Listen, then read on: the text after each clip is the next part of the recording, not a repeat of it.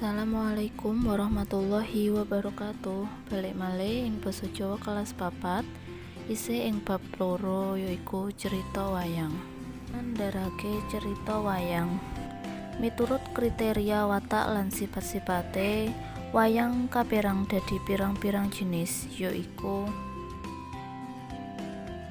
kang angka 1 yaiku wayang purwa utawa wayang kulit kang digawe saka kulit sapi sing wis diolah, ditatah banjur disungging, sing lumrah ceritane jupuk saka Mahabharata lan Ramayana.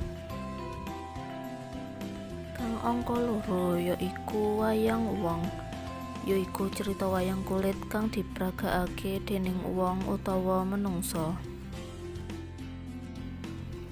Kang angka 3 wayang golek, yaiku wayang sing digawe saka kayu kang dibentuk kaya menungsa ing tokoh wayang wong. Kang angka 4 yaiku wayang menak, yaiku wayang bentuk cengkorongane padha golek, digawe saka kayu, disungging utawa dilukis. Ceritane nggambarake tokoh-tokoh keislaman ing tanah Jawa kalebu Wali Sanga.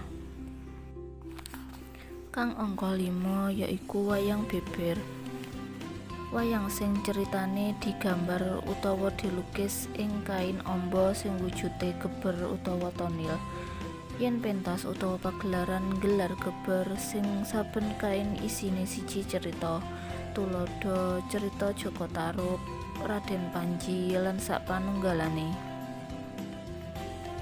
Kang angka 6 yaiku wayang klitik, wayang ukiran sing nggambarake tokoh-tokoh wayang njupuk saka cerita Mahabharata lan Ramayana. Nah, iku mau jenis-jenis wayang kang ana ing Indonesia. Mugi-mugi bermanfaat. Mekaten matur nuwun. Wassalamualaikum warahmatullahi wabarakatuh.